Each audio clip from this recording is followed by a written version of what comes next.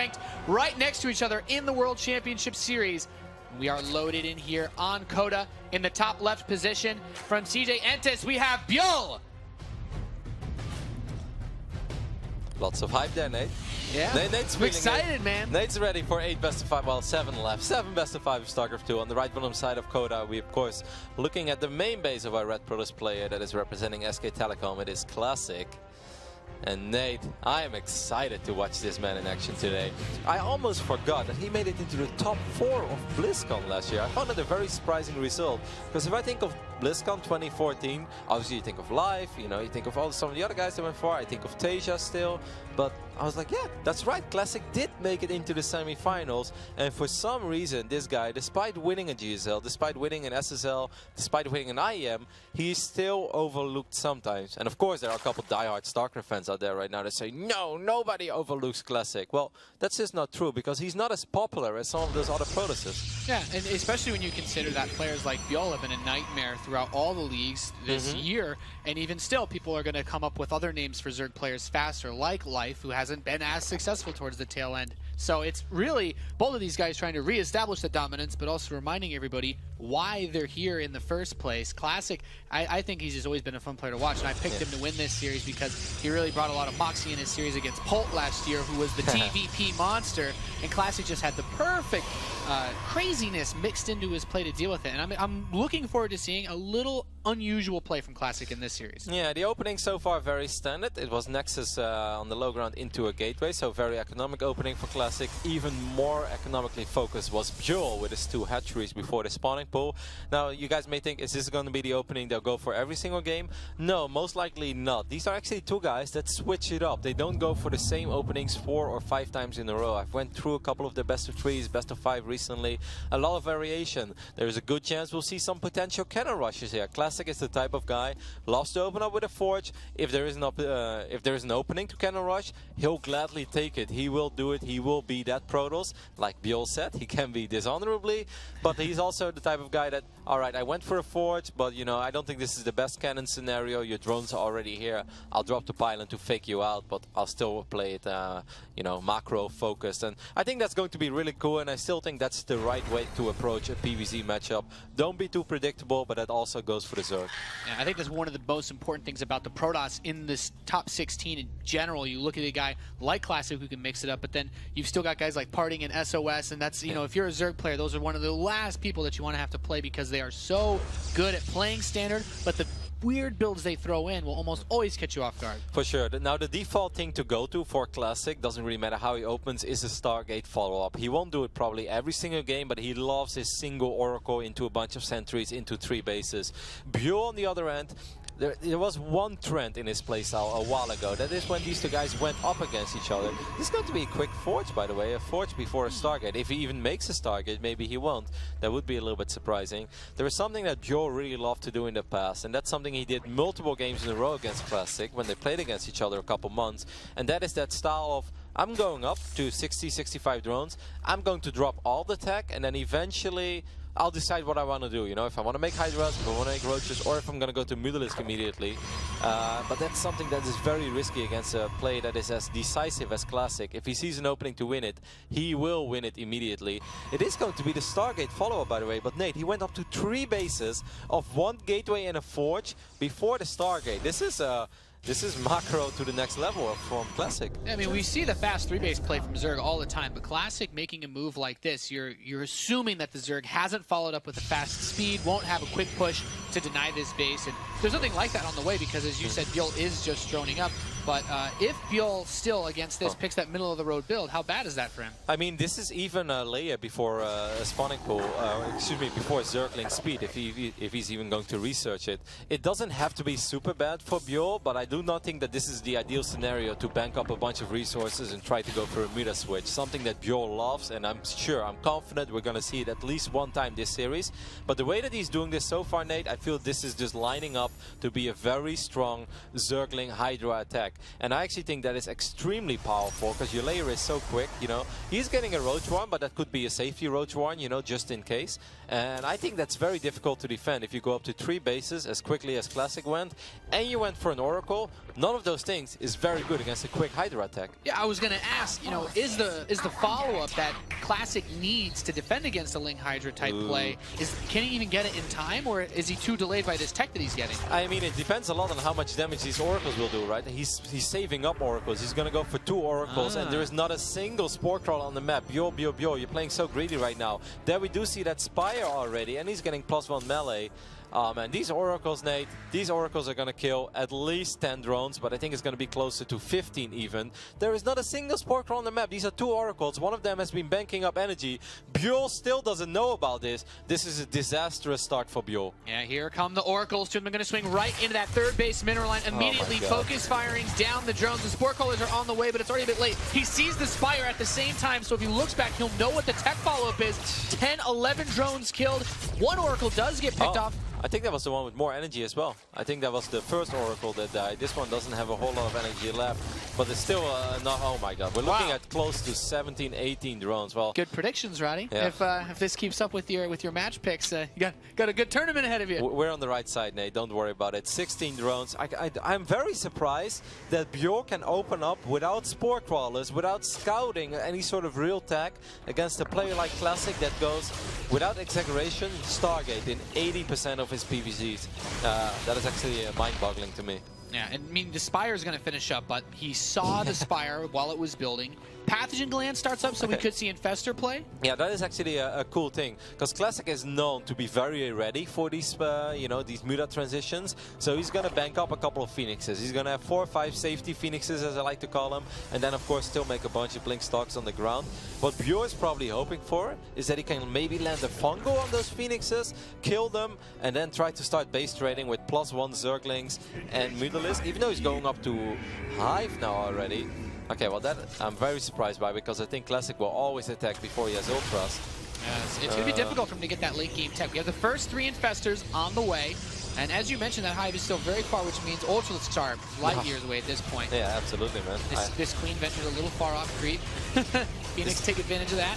This is just an excellent start so far for Classic. I feel that everything is going his way. He got away with pretty much the most greedy Protoss build in the book. How much of a threat are those Lings running around in the map? Does he need to worry about them at all? As much of a threat as I am to you in Legacy of the Void, Nate. Wow, Roddy. None. Because that's how good you are. Take the compliment. We're getting some poll results in here as this Oracle dies. Who do you guys think will win? Hashtag WCS on Twitter and hashtag which player you think will win. So far, 67% of you think Bjorn's going to take it. I mean, he's had a phenomenal year, and he is definitely one of the most consistent Zerg players in the world, maybe the most consistent. Now, that is a great snipe, but if I was Classic, I would just start a Warp Prism immediately, because his Robo just finished up, and that's exactly what he does. He even gets a second Robo. Maybe he's a little bit, you know, in the dark of that real Hive timing, you know, how close is he to Hive? He does pick off quite a few of these sentries. He burns out the force fields and the ones that are left alive, so Bjorn gets some value out of those Lings. The pylon finishing up allows Classic to reinforce faster. What's really here to deal with this army, though? He has a good number of Infestors. If he can catch those Stalkers out in the open and get a surround with the Lings, he could pick it all off. Exactly. He doesn't want to burn the Fungals on those Phoenixes. The Phoenix is going to be able to lift up a couple of Infestors. Solid force fields. Solid force fields, though, keep the Lings from getting on top of the Stalkers as he blinks towards that northeast base. He kills the Hydralisks as they spawn, and the Phoenix actually helped prevent the Infestors from retreating. He's going to clean up the entire Zerg army. All that's on the way to reinforce are a handful of Hydralisks and 40 Zerglings. Meanwhile, Zealots with charge finishing up very soon, hitting from the west. GG. Wow, Classic takes game number 1 on Coda pretty decisively. After, I really think the key point here is just Bjorn was not ready for the Oracles. Yeah. I find that shocking, man. Like, Bjorn has played against Classic multiple times in the past. You know, he played a very important quarterfinals against him this year. Every game, Classic had a Stargate. Every game. Mostly it was Oracle openings, sometimes it was Phoenixes just to deal with it. But Classic loves his Oracles. He loves Oracle 3 base into, you know, whatever is necessary to deal with the Zerg army there. How can you go up to 65 drones, don't scout, and not have Spore Crawlers? I don't know, I'm surprised. Yeah, it was surprising. Yeah, for he, sure. he did surprise me that game. I have to say though, you look at how most people perceive Protoss and the way that they pick their strategies, that you can't just do the same thing every game. What about the way that Classic does this makes it so well-rounded that it's okay for him to do it over and over without being punished? Because a single Oracle always forces out a little bit of a reaction, right? Like, you don't need an Oracle to kill 10 drones. You need an Oracle to see what's going on. You force out a couple Spore Crawlers, you see where the army is going on. So, like, opening up with one Oracle is not a massive commitment. The 2 Oracle opening, that is a little bit surprising. He doesn't always do that. And, I mean, man, he got a dream scenario. Finding 2 Zerg bases without Spore Crawlers, well, hey. Even my Oracles would do a lot of damage there, Nate, and I'm not a great Oracle pilot. Yeah, I'll tell you what, that's definitely one of those Windows 10 replays you want to save for a while, Kev, running in and getting all those kills with those Oracles. And with so much on the line, to leave yourself vulnerable like that really showed how difficult it was to recover after you take a big economic hit like that. And the Oracle that was left alive still managed to grab a few drones here and there throughout the course of that game. Yeah, and of course, got to give credit where credit is due there. That final timing there by Classic, he didn't waste any time. This is something I mentioned in the start. He's very decisive. If he sees an opportunity to win, I mean, all these great Protoss players have it, don't get me wrong, but he just goes for it. He's like, you're probably waiting for a lot of units to pop right now, so I should go right here, right now. Lifts up 2-3 Infestors. Nothing you can do as Bjorn, because you don't want to burn 3-4 Fungals on 3 Phoenixes. You just don't do that.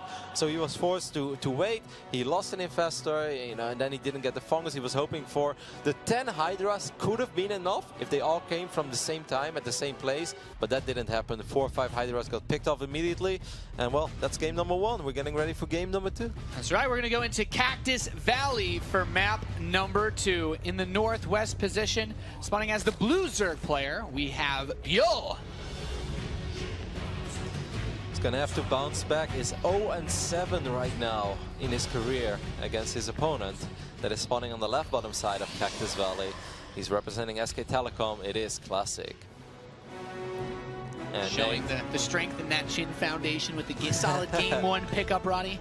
Yeah, and it's not just winning game 1, it's winning game 1 where everything goes right for you. There's no better feeling for a competitive player in the world where you open up with 2 Oracles, a little bit risky, and then you kill 17 drones and you just immediately, you're feeling in the zone. All nerves are lost because you're not going to give away that game anymore. If that would have happened, that would have been devastating. It's like, oh my god, I just had the best start ever and I somehow lost, but everything just went according to plan for Classic. Yeah, I really like the way that you presented that, Kev. He had a plan, he executed it, and nothing went wrong. And looking at this for Bjorn, you could say, okay, maybe he should tighten things up. Does this open up an opportunity for Classic to maybe do something to throw him off? He tried to see if he could find the Overlord there, but he didn't see it in time. Now he's like, gonna try again. Do I see? No, I can't catch a glimpse. But you can see, well, I mean, I think he can smell it. I think that's why he's just hovering around. The Overlord. Does that probe have a nose? I can imagine that Overlord being a little smelly. Tiny little nose, That little cheeky blue spot on the front of the probe, you can tell. So it's going to be another Nexus first into a gateway follow-up, while Bjorn is going to go again. Of course, Bjorn saw what is going on, so the double hatch before pool is not a shocking answer to a Nexus first into a gate. He knows he has absolutely nothing to worry about when it comes to cannons and stuff, despite the fact that this is a 4-player map. So I think Bjorn's response here makes perfect sense. He's building himself up slowly. So the key difference is then, if we're going to look at, compared to game number 1, what does Bjorn need to do to make sure that doesn't happen? Can he afford to blindly build Spore Crawlers if he's not able to get a good scout? I think if you open up double hatch before pool, you can get up to 55 drones without making a single set of Zerglings. Yes, absolutely, you can afford at least 1 Spore per base. Right. But I think it's much more important, instead of building blind Spores, at least try to make an effort. If you don't want to send in that Overlord, okay, so you have 2 choices, right? Either you sacrifice the Overlord and hope you see what you're looking for, or you build blind Spores, but at least one of the 2 has to happen. It certainly didn't work in the last game to just really obviously not seeing it hurts quite a bit, but not having the Spore Crawlers just in case against someone that you pointed out elegantly just goes for Stargate so much. Yes. In a best of 5, it's very likely that if it goes to distance, he goes Stargate 3 out of 5 games, if not 4 out of 5. That's how much Classic loves his Stargate play. So, it's just something that you have to always worry about, something you have to always be ready for. And so far, nothing insane happening just yet. Curious if Bjorn's going to delay his Zergling speed as long as he did in the last game, if he's still not worrying about any aggression. This poor little probe, Kev, He's running. He's not gonna make it. This is one of those dreams. This is one of those dreams you have as a kid, you know, when there are 2 monsters chasing you and you're like, almost safe. And there's Zealot's right there, the big brother. Yep. He's like, Yeah, I'm coming. it's like, It's like, sorry, he's too slow. That's what I dream of, Nate. When I have two animals chasing me, and then I see you in the distance, and I'm running towards just you. not fast enough. Yeah. And then I wake up I'm the slow screaming. Zealot. Oh, after game number 1, a lot of people There right we now. go. Yeah. Bring out your tweets, boys. They're hopping on the bandwagon right now. So this is interesting. This time it's Zealot, Stark as Sentry. Now there is still a chance that Classic tries to go up to 3 bases in the same fashion as he did in the previous game, because again, Bjorn went 3 hatchery, but no, this time it's different. 2 extra gates go down. Could just be 3 gates into X-Men. Could also be something very weird, but he doesn't have any probe on the map. He has no sort of map presence right now, so it's very unlikely he's going to drop 7 gates and goes for an 8 gate. You know, you don't do that if you don't have a probe on the map. He does need a pylon to reinforce a big push. Not that easy to get out there, so without a robo as well, no possibility for a war prism to help in this situation. Well, Bio has definitely been listening to us. This time he's going to... I mean, this is good, right? Because he didn't sacrifice an Overlord. He doesn't know what we know. This time he doesn't need those spores yet, but I really don't mind seeing these spores go down. Just, you cannot afford to not have any information and not have spore coils. It's one of the two. It's just reckless, Roddy. Don't play StarCraft that recklessly. There is a lot on the line here, and another hit like that Oracle push in the last game could, you know, you don't want to leave this tournament saying, if only I had just scouted or built a spore crawler. No, he's going to get the safety Roach one as well, just in case there's going to be some gateway pressure. These slow links will identify that Classic is going up to 3 bases already. One Overlord did take care of, but the Overlord did see the amount of sentries, so he probably realizes, ooh, that, you know, this is a little different, and we're going to see something very cool over here. Burrow already being resourced. Yeah, I wanted to ask you, so we have the hallucinated Oracle going in, obviously not going to kill anything, but the setup for Classic is a bit different. He's completely skipped the Stargate. Does this open himself up to get that perhaps +2 and blink fast enough that he can deal with the Burrow, or is this still a really strong play from Gil regardless? It depends a lot, I think. If Classic goes 3 gates and then a Robo, which is exactly what he does, I think he can deal with burrowed roaches. If he would have gone 7, 8 gate Blink Stalker and a super late Robo, which is, you know, something that some of the European producers have done for a while, then I think it's very weird. But, you know, again, I really like everything I see from here, from Classic. Where is that? Is that the Robo? Okay, the Robo is in a kind of a tricky spot. Good thing is that every Immortal he builds is going to be there immediately. Bad thing about this is that, you know, if he ever has to give up that position temporarily, he's going to lose the Robo. And if you lose the Robo against Burrow, Roaches, and Hydras, most of the time you end up losing the game. Yeah, I also think it's important to note that due to the way he opened, there is a cannon at the 3rd, but not one by the natural that I can see. So it's possible that before he realizes that the Burrow Roach play is happening, he could slip some few through to the main or the natural and then hit that 3rd base from the side. Yeah, and there was an Overlord / Overseer lurking around, and it saw the robotics facility. And I really think that if Bjorn didn't see the Robo facility, I don't think he would have made the Hydra then that quickly. But now he realizes, like, okay, my opponent actually has a pretty quick Robo. Burrowed Roaches, they're probably still going to be relatively useful, but I need something else as well. Man, he's even taking his 4th base already, taking the extractors. Hydra then, wouldn't be surprised to maybe eventually see a Spire, but right now, that would be wrong. Like, he needs money to go into his army. Yeah, he has Hydralisk range upgrading right now as the first Immortal is coming out. We have +2 in Blink, so very standard PvZ composition coming out of here for Classic, very heavily focused on Blink Micro. 10 Hydras on the way, Kev. Bjol, 75 drones. Can he build the army he needs? Yeah, I mean, eventually he can, but I don't really like this, actually. This is all he has. He's going to sacrifice a couple of Roaches. Well, it was only 2, maybe 3. So that wasn't too bad, but... He gives up that he has Burrow moves well on these Roaches, so... I mean, it's possible he would have seen the Roaches that had the upgrade either way, but you usually want to get a little bit more out of that investment. And perhaps we'll see it later if this game drags on to the point where he really can spread out Classic's defenses. I mean, this is going to be interesting now real soon. He needs a couple of Overlords. You can't be supply blocked in this phase in the game. You need to build a lot of units. You're very rich. So at the moment you're supply blocked, every supply block is a very big one. And this is a big one, man. He still didn't start the Overlords. Now he does. He's going to go up to Hive as well. But I kind of feel that this is the moment where Classic wants to start marching out, you know, see what's going on. He's probably a little bit worried about how many units did my opponent truly make, where are they? Because normally Burrow is a very aggressive spell, right? You don't go Burrow just to go up to Hive, so maybe that's why Classic is a tiny bit confused about what's going on. Yeah, I mean, the Hive is not even halfway done yet. We have Hydralisk speed on the way. This army, it's like it's a little poke push, really. This isn't anything this is not what I would qualify as a force to be reckoned with, Roddy. No, I wouldn't press that button on the soundboard just yet, Nate. No, we have a Spire and a Baneling Nest starting up, though. Baneling Nest, maybe trying to get some other value out of his burrow? Or is he putting it against the Bane Rain? I don't think Burrowed Banelings is what he's hoping for. Maybe, yeah, I've actually no idea. I mean, Banelings can be good against Zealots, and they're very good against Sentries if you can get them close enough. But yeah, Burrowed Banes is not a very popular play against Protoss, because Protoss armies move kind of slow, and they usually have an observer. Exactly, they usually have an observer, so it's not like you accidentally step on a bunch of Banelings either. I'm not too sure about it. We'll see. He's 90 drones though, Nate. Yeah, he's getting a lot of spine crawlers set up as well to cover those expansions. 7 in production right now, covering that northeast area and that outer base. I do like that. I've seen some crazy plays from Bjorn when it comes to making a bunch of defensive spines in the past. He had a really sick game a while ago. He even made a couple of Swarmos. Now that's not going to be the case. 7 infestors as well. Now, Cactus Valley is a great force field map, but what it also means is that Protoss armies will clump up, obviously. You know, because the choke points are kind of narrow, so that means that maybe a couple of fungals could be very good. It's very interesting to see how this game got to where we are right now. You need to be careful about those infestors, though. The first fungal is going to hit. The force fields aren't enough to push the rest of those forces away, but a few more fungals on the sentries could get rid of the rest of those force fields and guardian shields. Yep, he doesn't want to stick around too much longer. Oh, he's attacking the rocks while he's taking some hits from that Zerg army, too. First Immortal even getting caught on the north side. Still alive, but the fungal will take care of it.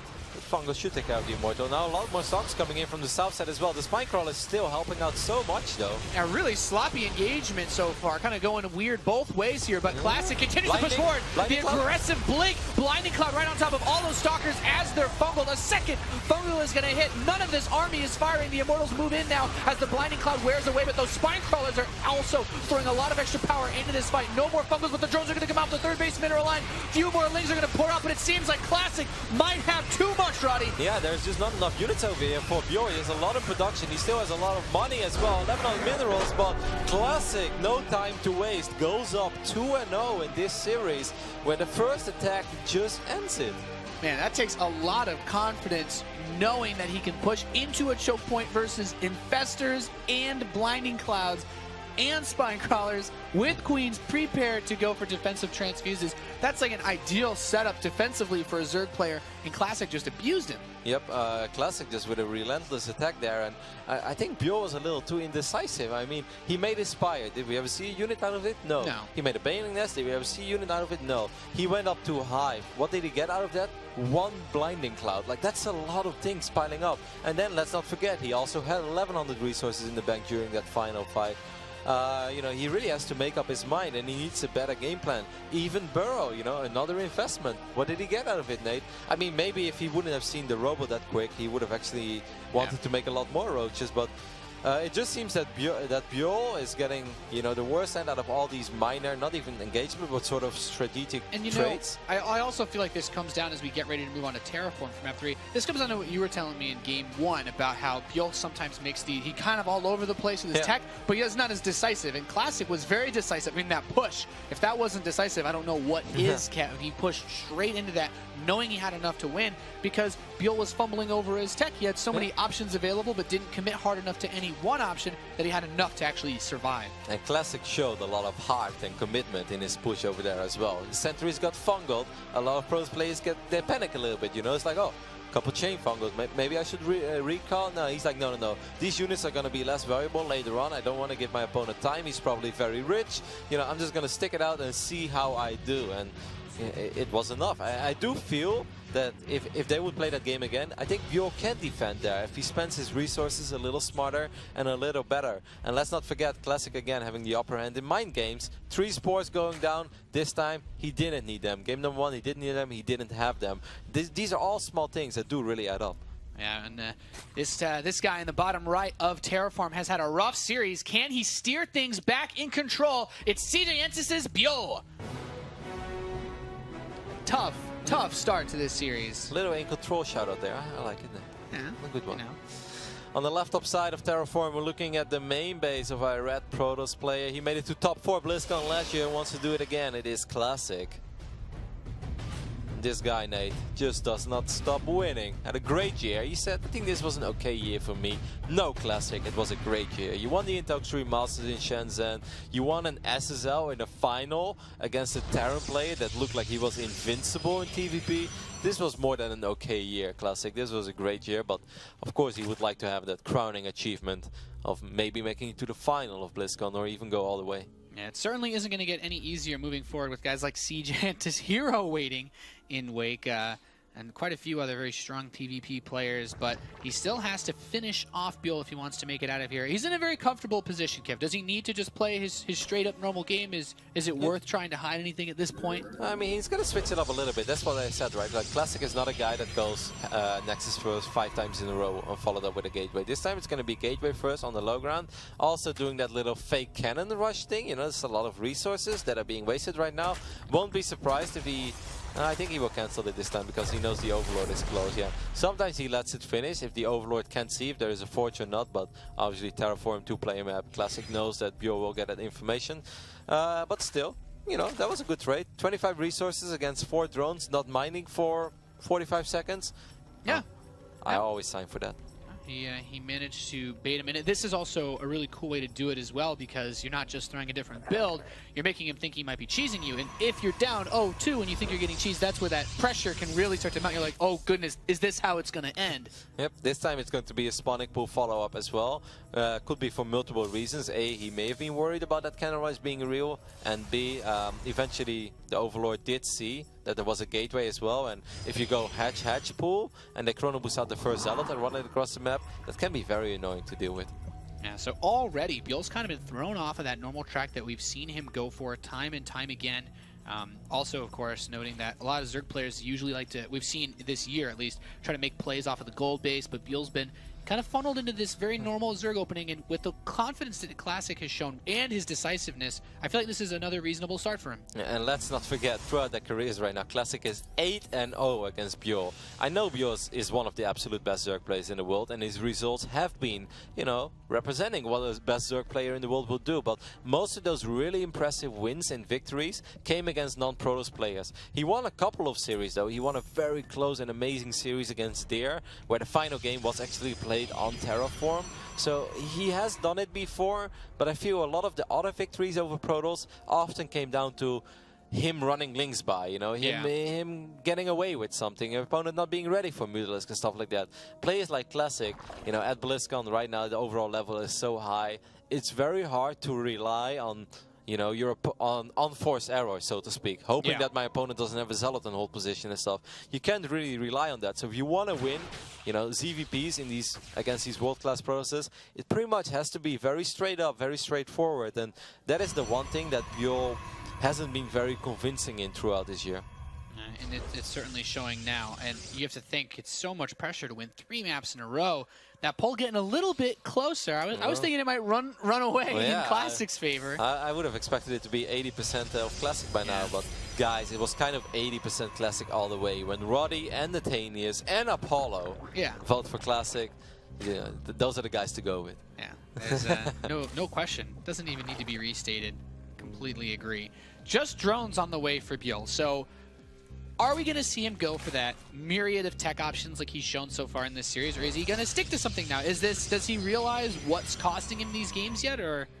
I mean, both games we find kind of unique, right? And this is a completely different, you know, opening scenario again. But I do feel if you look back at this series, I think Bjorn missed a small opportunity in game number 1. If he has 3 Spore Crawlers and he would have dropped a Hydra then immediately and then Zergling speed later on, I think if he runs across the map with nothing but Hydras, I think he wins. I think that is so difficult to stop if you go up to 3 bases as quickly as Classic went and you went double Oracle. So I think he might be thinking about that, but doing that in a decisive game when everything is on the line Terraform, you know, you're down 0-2, you're BlizzCon, hopes and dreams. That's just, it's a very difficult call to make. Yeah, he doesn't commit as much to the blind defense this game, though. Only 1 Spore Crawler in the 3rd base mineral line for Bjorn. So he's, you know, he's watching himself a little bit, but he's not as on edge as he was in game number 2. That's most of the time where if it's a single Oracle opening, that already Oracle will fly towards too. And it's also the base that most of the time, if there are DTs on the map, you know, nothing. We know that there is nothing to worry about, but something that Bjorn can know, that the DTs will most likely strike. So it makes kind of sense if you go for one spore and then build it in your third base. All right, so Hallucinated Phoenix runs by. He sees the lair, sees this shimmering pool and the macro hatch. Does this tell him anything worth knowing, Roddy? Well, it's kind of hard to say what it means exactly, but that fourth hatchery is a little bit of a tell, right? Like, if you make Roach Hydra, well upgraded Roach Hydra, and try to go up to Hive eventually, do you really need a macro hatch that quickly? All the gases as well as Funka is showing, or Flow, I'm actually not sure. Funka, it's Funka. Yeah, I know it's Funka. So he might be wondering about it, but obviously Classic, you know, if I know all these things about Bjol, you know, Bjol loving to go spy, Bjol loving to base trade, Bjol loving to bank up. You need a lot of larva to mass up those links, Kevin. Exactly, especially because you put all of your gas into Mutalisk, but then you will have some expendable minerals and you want to put those into Zergling, so you need that larva from an extra. So it's a nice change-up. We're seeing something that looks like a very decisive move so far. We do have the Infestation Pit, so he can move into Hive for either upgrades or ultras later on. And I like the +1 of the links. It just helps in killing stalkers, helps in base trading and stuff like that. And it's very important to do stuff like this. You know, he's not achieving anything with these links, but you know what he is doing? Preventing Classic from scouting, exactly like Funka's pointing out. Whenever you see stuff like this, you're worried. Maybe it's Link Hydra, you know, you don't know what's going to happen as a Protoss. Right now, you're not thinking about Mutalisk yet. And as a Zerg player, you always want the Protoss to think about Mutalisk when it's too late, when they're flying across the map. I don't think Bjorn's going to make them immediately, though. I said this before. Well, actually, this time 12 is, I guess, a pretty reasonable amount. But acceptable. Yeah. So he's just going to go for it, man. This is going to be a wild base rate game. How many Immortals are there? Just one. So that is good news for Classic. You know, you don't want to have 3 Immortals when you play against Mutaling. That's very deadly. Yeah, the Stalker's going to get warped and try to deal with this Overseer. Of course, spotting. He wants to know, since there's not even any pylons in that main base mineral line, by the way, he couldn't even start a Photon Cannon. Now he knows about the Spire, but still pretty tricky. Trust on a Dark Shrine immediately. Is he preparing for that possible base trade scenario? Yeah, I mean, Dark Shrines are great in base trading. Dark Shrines are great in when you're only defending against Mutalisk, that you at least have some sort of map presence, right? That you can get a couple of DTs, and DTs can morph into Archons, and Archons are pretty much the best unit in the game against Lynx and Hydras at the same time. This is a great catch, by the way. Yeah, getting rid of this Warp Prism means that Bjol can stay on the aggressive, and suddenly we're seeing a scenario where he's actually got a little bit of momentum now. It's not completely one-sided like the last 2 maps. And in all the other games I've seen of Classic, whenever he was thrown into this scenario, he had a Stargate, so he would be able to start making a couple Phoenixes. So I was very curious to see what he's going to do now. He drops both Stargates. Now, a lot of Protoss players have different opinions about whether or not this is the right play. Some Protoss say, no, you just defend with Stalkers and Archons, Cannons, and then eventually run across the map and win. Some Protoss say, like, nah, it's always good to get those defensive Stargates and, you know, try to get up a couple Phoenixes. But the reason why it's questionable is that these Phoenixes, Nate, are going to be so late that if Bjol does nothing but build Mutalisk, which he's actually not doing now, but if he would do that, you're gonna have 2, 4, 6 Phoenixes against 35, 40 Mutalisk, and you know that's just a no-go. Yeah, it's not gonna work. We do have the Hive coming close to completion, though. As you said, he's not going straight away into Mutalisks anymore. Dark Templar are coming in, but they have to be warped in at home, so it's going to be pretty difficult to actually get them anywhere usul. Well, they will start marching across the map, and we'll keep a close eye on them, see if they achieve anything eventually. But I kind of feel that this is exactly what Bjol wants, you know? Stay as passive as you want. Try to get up Phoenixes, even +1, by the way. Classic always does that, immediately gets +1. It's very good because Phoenixes attack twice, so +1 on Phoenixes is something I really love as a Protoss player. But this is what Bjol wants, you know? Stay defensive, make Phoenixes. By the time you actually want to attack, I've got Ultras, and well, you can kill all the Mutas if you want, but my Ultras are gonna wreck. However, these Dark Templars are doing way more damage than Bjol expected, I guess, because he didn't see them run across the map. He's just gonna snipe that natural hatchery. There's an Overseer on the way, but it's not in position. It could have been a lot better, though, Nate. I don't think he's gonna get this. Actually, he's gonna get it. He's easily gonna get it because there's no Queens to transfuse. But one hatch. I imagine for 4 DTs? Yeah, for 4 DTs, 4 drones, and I don't think this is that great. It would have been great if Classic had a follow-up plan here, you know, immediately counter or something.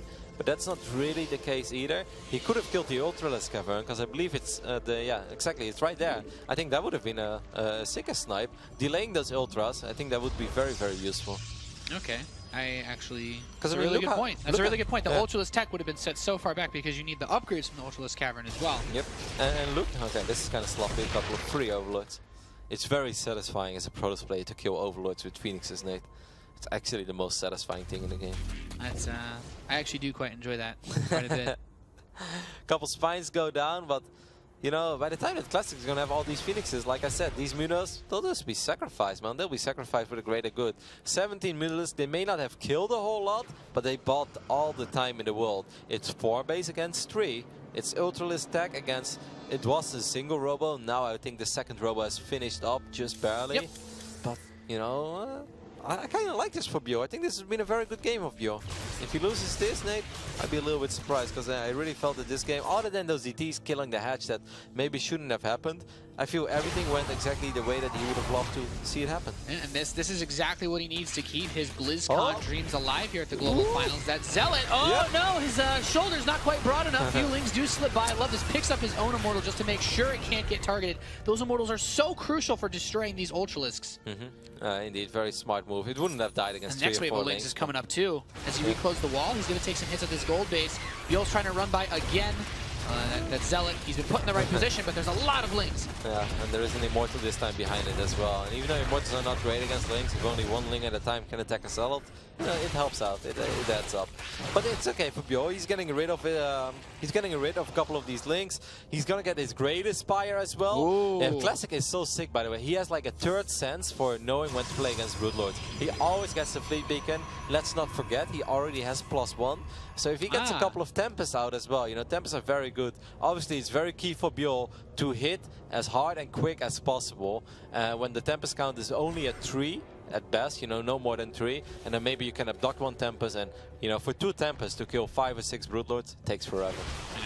This is a pretty interesting scenario here. Wants to watch out. Those Stalkers could actually all die if the Infested managed to get them. These Phoenix are flying very close. It could be the other way around as well, though. The Infesteds he can lift them all. Well, he grabs 1, but another couple Fungals are going to land as the Mutas come in. It actually moves the Phoenix back on top of each other, so that's going to really aid these Mutas in the battle. So the air control actually does get swept up, and suddenly it's actually kind of seems a bit scary trying to get those Tempests in position if you were to go for them. Now 5 Broodlords are on the way as this ground army begins to push. It's just Ultralisks. He needs time to finish up those Broodlords. Yeah, but I don't think you can step on creep there against still because there's still Blinding Cloud too. Yep, Blinding Cloud, Fungo, couple Spines, and Classic knows 3 as well. Tempests in production, Roddy. Is this what he needs? Just keep cranking them out. What else? What of his supply would he trade away? Because he's close to maxing out here. You kill your own Zealot, so just send them to the right top side of the map and hope they kill a hatchery or a bunch of drones. Well, he's definitely not going to kill the hatchery, but he did warp in a few Dark Templar as well to try to put some pressure on, it seems. No, you want to get rid of the Zealots. The Zealots are the most useless supply there. Eventually, you want to get rid of a couple Stalkers as well. There's no need to have that many, but for now, the Zealots is the first thing he has to get rid of. And even the Sentries, like Sentries don't really help out that much anymore in this phase of the game. All right, well, the DTs are going to run over towards that third base. Lings are trying to get in position. There's a bunch of Spines and Spores at every single base now for Bjorl, so he's in a great position defensively speaking. Can get an Infestation Pit or something, or maybe gets the Spore actually, because the Spines are so out of position. Oh man, and Bjorl just wants to attack now. That's a really unfortunate moment to have to worry about DTs. Oh goodness. Yeah, so the army's going to push up here. That Nexus is actually helping to body block against these Ultralisks. The Tempests are on the way to deal with the Broodlords. He's got a lot of firepower on the ground as he takes out the third base. Can the Tempests get the damage done that they need? The Mutas are going to have to run in with some help from the Infestors if they want to clear this out, but the Stalkers jump forward. He's picking off the Broodlords. The first Blinding Cloud's going to hit, but some of the Immortals are still able to fire at the Ultralisks. Yep, and there are no Queens either, so no Transfuse. I actually think this is going to go very well for Classic. He should be able to clean up the majority of this army over here from Bjorl. He did end up losing the Nexus. Even these Mutas, by the way, did relatively decent work. He cleaned up the Broodlords, he cleaned up the Ultralisks. 1 Viper and a handful of Corruptors will escape. Where's the supply going? What else is coming? 9 Ultralisks and 50+ Lings. Yeah, so keep on making Tempests. That's what Bjorl says right now. From my part, you make all the Tempests in the world. He didn't even lose all of his Immortals, though. Tempest, but I mean, I think it's fine, though, because there are no Archons, and this army is not good against an insane amount of Zerglings that are well operated. Zerglings, you shouldn't send them in before the Ultras are here, though. I mean, Lings are great, don't get me wrong, but you need a couple of Ultras. Where are they? And this is a pretty tricky position to be in. The Corruptors are going to try to take some shots at these Tempests, but now most of the Lings are cleaned up. That's actually a really good point, Kev, because if these Immortals focus fire down on the Ultras, they could have enough to do it. Just imagine if the Lings were here right now when these Ultras show up. That would have been an absolute massacre. It's still going to be too risky for Classic to stick around. He's going to try to establish his fourth base. Very important, by the way, because main base obviously dried up. Natural, very running low. Very, very thin, I assume. Couple patches gone already. Few more Infestors. I would love to see a healthier combination of Infestors and Vipers, you know? Not just one Viper, I'd like to see a little more. And I don't really understand why he made those Corruptors. I would completely ignore the Tempest. Tempest, it takes forever to do anything. Yeah. Perhaps he's worried that he's going to continue to produce them. I'm honestly not entirely sure myself. Kev, Zealot Warp is going to be brought in here to help defend against this Ling run by. Some of them will slip over towards the main. I guess what the Corruptors will do is make sure that the Tempest, unless you prioritize it better, the Tempests are probably going to shoot at the Corruptors. So that means that they won't do the extra damage to the Ultras, you know? It's more of like a meat shield. Fair enough. Big mothership. Draws the AI. Mothership. The mothership is on the way, getting that defensive cloaking for the army. Psionic Storm is being researched as well. Notice the Zealots don't think they actually have charge, though. They're moving a little bit slow trying to catch those Lings earlier. I'm actually amazed by all these things that Classic can afford. He lost 4,000 resources less than Bjol did in this game, but he's triple Stargate with +1, double Robo, bunch of gates, and now he's getting Tempest, Storm, and now he's also getting a mothership. He mined a little bit of the fort. I like the Oracle, though. If he can use Revelation to get vision on that army from afar, he can give those Tempests some extra value, getting pot shots off before an engagement even happens. That is indeed super important. I think like the longer that Bjol waits, the better that Classic army becomes eventually. You know, the Zealots are being sacrificed to free up a little bit of supply. We are not good versus Ultras, run somewhere else. And I actually think it's nice that Classic lost a bunch of probes before. He's only on 59 workers now, which I think is perfectly fine in this phase in the game. You got all your infrastructure, you got the majority of the upgrades that you want. You don't need 65, 70 workers anymore, you know, even as long as you got 50 probes mining, that's more than enough. Yeah, so this army is closing in now on these Stalkers. He's going to try to run in and just snipe the Hive. There is a Queen there, though, but it looks like enough energy for at least one transfuse in this position. There's a Spine Crawler, too. He blinks down, trying to focus fire it. Will another Queen get in position in time to help save the Hive? No. Another transfuse, but no, it does get picked up. Blinks behind this mineral patch. The Ultralists actually can't close, so they're going to try to hit this Greater Spire as well, but not that good. But at the same time, this army repositions to the north. What a cool move there by Classic. Really getting maximum value out of a bunch of Stalkers in this phase in the game. Now he's going to sacrifice a few more, but it's not just a useless sacrificial. He's getting drones. He got a Hive. But killing a Hive is so freaking big. If you lose your Ultras Cavern or your Greatest Spire right now, you can't make those units forever. And this is a big daddy army now that we have from Classic, as that mothership is ready to rock and roll. Void Rays being produced, which are good versus pretty much all the late game tech, the Broodlords, the Corruptors, and the Ultralists. Yep, I think it's very smart to make a bunch of Void Rays now. Of course, Infestors can be very good against them, but it's very hard to land all the fungus that you're looking for. Queens are good, but there's only 5 Queens on the map, and they're going to need their energy to transfuse the Ultras. And I love Classic's army. Classic has got himself in a very good position again. Perfect revelation. Those Broodlords cannot get close anymore, or they will be picked off by the very high-range Tempests.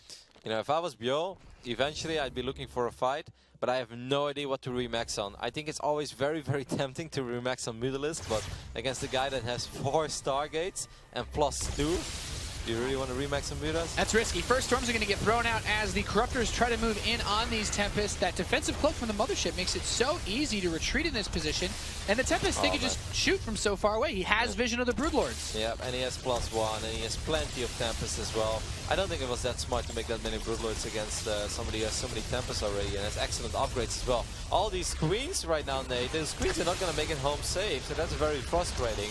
Because late game, you really want to have a bunch of Queens. You know, you want to have more than 5 even. The anti-air in general is becoming very, very weak for Bjol. As far as what he can actually use to kill those air forces, it's just a handful of Infestors, isn't it now? Yep, and he made Links. Yeah, 14 Corruptors and 3 Infestors, and when you're pumping out this many Void Rays and those Archons, you're going to have a really difficult time actually killing the Tempests now. I mean, obviously Void Rays are phenomenal against Corruptors, but if Void Rays are fungled, then suddenly Corruptors do very well again. You know, Fungal is just fantastic against Void Rays because they don't have that much HP. He's at Stargate number 5. Classic is out of control, man. Yeah, he's balling. He's been a rich boy this game. He's getting a 2nd cybernetic score for additional upgrades. Yeah, why not?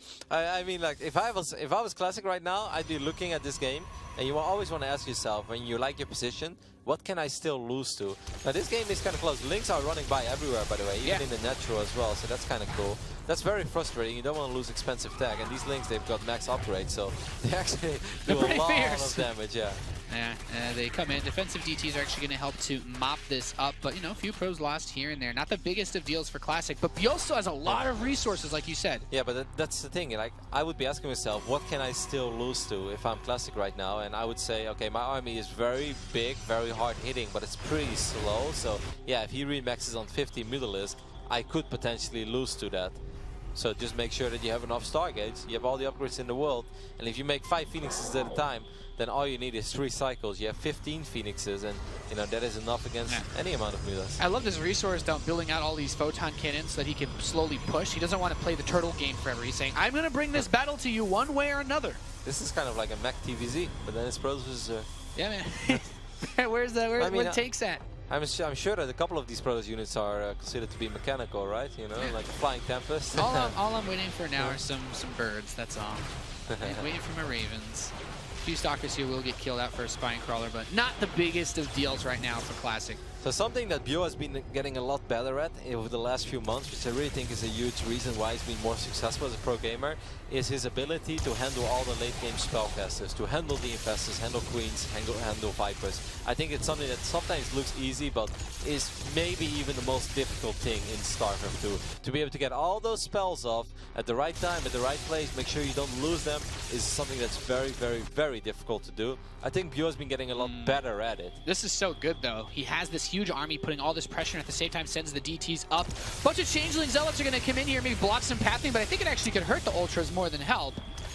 You gotta go for something soon, though. I kind of feel. I mean, Biol is very, very rich. He's gonna try to recycle units now, I guess. Couple of feedbacks land down on everything, running into the meat grinder, especially because if he kills even just those Overseers, he has to run all of them in just to reveal this army. There's the Fungal, there's the Blinding Cloud, but the Protoss forces still standing strong. The big question, Kev, as this Zerg army evaporates, what is he going to remax on? Mutalisk all along. It was going to be Mutalisk. He doesn't have enough larvae, I think, because he has plenty of money. He lost a bunch of Overlords as well. Because he lost all of his Queens earlier. Yeah, he lost supply block. Oh god, this went really not good. He didn't have any Queens to actually get the larva to build the Mutalisk. Oh, he lost too many Overlords from those Overseers. Yeah. He doesn't even have the supply available to build that army. He didn't have both. He didn't have larva and he didn't have Overlords. It is going to be Mutalisk, but Classic is very good and very smart. Actually, he's making Void Rays now, so that's very good news for Biol. But Biol needed more than the 29 Mutalisk he has right now. He needed 45, 50 immediately. He needs to unpower the Stargate. I don't think there's Phoenix range, by the way, which is a big mistake.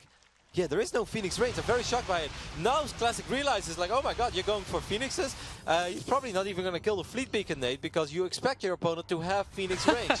That's a pretty weird position to be in. 13 more Mutalisks are on the way, and that's a really good point. He does need to get Phoenix range on the way. If he's able to start it right now and finish it, that is so huge for actually being able to win this game. And I think once he sees that these Phoenix, if he gets into a skirmish with them, aren't attacking, he'll know that he messed up. I kind of feel like he missed an opportunity there. I don't know why he got a second Spire or a second Greatest Spire. I don't think that was necessary.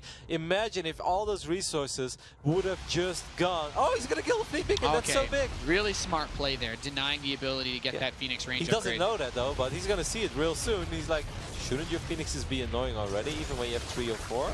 No, it's really difficult, even though they do have that one range lead. Now he restarts that Fleet Beacon. Yeah, but one range is nothing, especially not when the Muta count is that high. So Biol still in this one. The previous fight was a disaster. Obviously, he lost 11,000 resources more than his opponent. Void Rays are not good against Mutalisk, but Storm is very good against Mutalisk. And he drops the preemptive Storm, pushing him back in. Oh, a couple of DTs are going to get chased down. Just move them into Archons, boys. How many Mutas we're looking at? 46. Okay, so this is that number that I kind of felt he could have gotten all along. He got it He could have had this immediately. Yep. And then it definitely would have been a little more devastating. This is difficult, man, if you're Classic. Just take a look at Classic Classic's vision real quick. Sees nothing. Where do they come from? He doesn't know. He's just buying time right now. He wants to get enough Phoenixes, but more importantly... Phoenix range has just started too. Yeah. He needs to get Phoenix range. That's a good pilot. Listen, he's going to get his target, maybe? You know, it's really nice, though. Just these revelations. Got to give a shout out for that Oracle control. Yeah. When you say, you know, Kev, he doesn't know where that big, scary Mutaflock is. He has to keep track of it somehow. The thing is that this is such an annoying army to run around with. You know, Archons, Immortals that don't do anything. Phoenixes will start being a little bit annoying now, but without range, you're going to end up losing a couple Phoenixes here and there. That's just inevitable against all these Mutalisks. The Phoenix are really well upgraded, but then again, at the same time, so are the Mutalisks. Yeah, and I mean, I would say the magic number that Classic is hoping for now is to get up to 12-ish Phoenixes with range. If he has that, then he can start 66 challenging. Lings on the way too. He needs to actually deal with the Archons as well if he wants this to work. Yeah, I mean, sending all those Lings to the 6 o'clock position would be a pretty smart move, I think. Cannons are... oh. No, that wouldn't be a smart move. Don't do that. Mama Ship's waiting for you here. He finds the flea beacon, but Phoenix range is finished up. Yeah, he gets that pylon there, right before he's able to actually get the cannons firing away. And there's that Zergling counterattack. He's going to run it over there. He can actually target down the Stargates in this position too, but the Phoenix with range now can just rip this army to shreds. Yeah, okay, this was very painful. The Muda count just dropped from like 46 before to I don't know what it is right now, but definitely not all that high anymore. The Phoenix count is high enough. Phoenix range has finished up, and that is pretty much the end of these Mutalisks. And I almost feel it's the end of Bjorn, man. It's 190 supply against 115. Bjorn, the successful Zerg, maybe the most successful Zerg in 2015, is gonna tap out over here. GG. Classic taking a dominating 3-0 after a slugfest of a final map, really showing dominance in this this battle of pride between the chins, Roddy. Classic just has his number, man. 9-0 throughout his career right now against Bjorn. Second 3-0 victory over Bjorn this year. And I felt in none of the games, maybe the last one, there was a small moment where I felt the first time maybe a small overreaction against the initial Phoenixes. It started to look a little bit dicey, but in game number 1 and game number 2, I felt it was all Classic. And even in the end, in game number 3, Classic almost put up a masterclass of how to play PvZ and make sure you don't lose. Yeah, I'd say the way you described the first 2 games is perfect. You know, it's like studying a build order. You're like, okay, you do this, that, and then you make this push, and you kind of try to work around that. But he just won with it, and it was really phenomenal to see that. Let's hear from the Winter Classic himself now with Chobra. I mean, not even a paper cut by your opponent, Biel. Coming in, Classic wins 3-0, moving on to the quarterfinals. Now, I mean, of course, both of you guys in the interview said that you were pretty confident in this matchup. But winning 3-0, is this something you thought could happen? 저희 그럼 이번 이제 16강에서 물론 양 선수 다 이길 자신 있다 그런 말씀 해주셨지만 3-0으로 이렇게 좀 어떻게 보면 손쉽게 이길 수 있다는 자신감까지 있으셨나요? 제가 저그전 또 자신 있기도 하고 한지원 선수가 잘하시긴 하지만 제가 많이 이겨봤거든요. 그래서 1세트만 이기면 3-0도 충분히 이길 수 있다라고 생각을 했어요. Yeah, well, I feel pretty comfortable playing up against Zergs, and on top of that, you know, I've generally won very well against Biel, so no matter how good he is, I thought if I win that first game, if I win that first map, 3-0, definitely an option coming into this matchup. Now, going forward, still a lot of games to be played, of course. Just a round of 16, I mean, each step is very important. But moving on, are you afraid of anyone? I mean, first of course, Hero has already made it to the quarterfinals. Are there any other players out of this lineup that you particularly pick out a little bit stronger than others? 그럼 저희 이제 8강 이제 진출하시면서 물론 다른 선수들 뭐 이전에 이제 김준 선수도 벌써 8강 진출하셨고 또 다른 그 12 선수 중에 특별히 이 선수는 조금 무섭다. 이 선수는 이번 블리츠컨에서 누구든지 좀 두려워야 되는 선수다. 그런 선수가 계신가요? 저는 이제 성욱이랑 신영이랑 둘이 하는데 거기서 이기는 사람이 좀 강력한 우승 후보가 아닐까 그런 생각이 들어요. So I think, of course, innovation, all of our experts have been saying the same thing, but innovation definitely kind of a favorite. He's a little scary, and I think in that matchup in the round of 16, whoever wins there could go all the way to the finals and maybe even pick up the trophy at the end of this BlizzCon. Then one last thing, a little bit more of a personal question. You said in your review, you know what, I won in Korea this year with Star League, and then I went on to win an international tournament at IEM Shenzhen. You said BlizzCon, that's the next goal. How confident are you feeling now after one win? 그럼 저희 이제 그 인터뷰에서 물론 한국 내에서도 스타리그 우승하셨고 그다음에 IEM에서도 또 이제 해외 대회에서 우승하셨는데 블리즈컨이 그럼 뭐 당연한 다음 목표다. 16강에서 8강 진출하시면서 그거에 대한 생각이 지금 어떠신가요? 네, 우선 우승을 목표로 오긴 했는데 그래도 16강부터 좀 잘하는 선수여서 일단 16강만 이기자라는 생각을 많이 했어요. 근데 이제 이겼으니까 8강부터는 이제 우승을 목표로 네. 작년에 승현이 우승하는 거 보니까 되게 멋있더라고요. 저도 그래서 블리츠컨 꼭 우승하고 싶고 또 네, 하려고 열심히 준비하고 있어요. Of course, I came with the goal of reaching the finals and winning at the global finals here at BlizzCon. But in the round of 16, like I said, Biel, he's a scary opponent. So when I was preparing for this match, it was only about the round of 16. Now going forward in the quarterfinals, I will have my eye on the prize. When I saw Life pick that trophy up last year, I wanted to be in that same moment. So that's the goal this year for Classic. Once again, moving on to the quarterfinals. What a dominating win there that was, as he moves through now, boys, to the quarterfinals. And everyone thought Beal was going to do really well, Jeff, but Well, 3-0. Not everyone, I guess. A lot of people kind of saw the writing on the wall. I know that Rotterdam has been talking up this match for a while. And you made the point, too, that Classic has never dropped a map to him, or at least a match like this. So, Sean, that's a really good point, I think, actually. And they went off camera on us on that one. They had it all coordinated. Let's do it again. That's a really good point. I think that's actually that's a really good point. Jeff, Todd, you voted for a Beal victory. Sadly, it just didn't go the way that you imagined it was going to go. I think maybe it was a little bit of wishful thinking. You know, I used to be teammates with him a long time ago, but on paper I thought this might be even or maybe favored for Classic, and in the end, like, it really showed in the game. Like, he was never in really any danger, it felt like. It started off rough. The double Oracle, like, that kind of strategy it's so Classic versus Beal in the sense that, like, that really shouldn't work most often, but it completely threw him off. It's game number 1, and then from there it was a downward spiral. I mean, CeeLo, you watch the games inside out back here, backstage. Was it the approach to the series? Was it the way that he played through the series? What was it that really got to him? He played very scared throughout the series. He didn't really play to win, but just not to die. And that's just not a way you can play against Protoss, because he let Protoss do whatever Protoss wants to do, get a really nice composition, and then Protoss hits those timings, and it was just... Always play to win, right? Always play to win, yeah. We don't play to lose.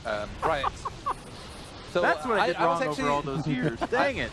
I was hoping, because sometimes it's an advantage to have lost series against somebody, because at least you know why you lost against somebody, and then you can kind of try to counter the other player, but he just was too scared throughout the series.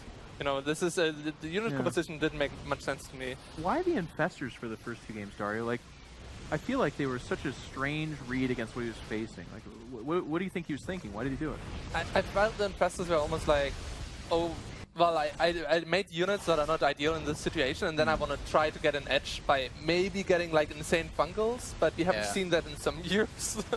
So it's kind of this panic reaction of, I want to make some unit that makes my army stronger, but it didn't really help. I mean, Todd, look at this moment here. This was where Classic really started to take the game. These fights, they continue to win over and over. I think if Bjorn hadn't taken any damage across the map against the Dark Tempest, he would have been in a good position, because you would have had 5 mining base against just 3, and then you can just keep on massing and attacking or like trading favorably. But now, like, those DTs, they snap like what? It was 2 base, and then later on Classic, he knew to trade his Stalkers perfectly because they were going to be useless in the fight. So he even got a hive here and like did a bunch more damage elsewhere. He just played it beautifully. I can't help but feel that every tournament, you know, Classic enters, he's screaming to fans around the world, please, I am really good.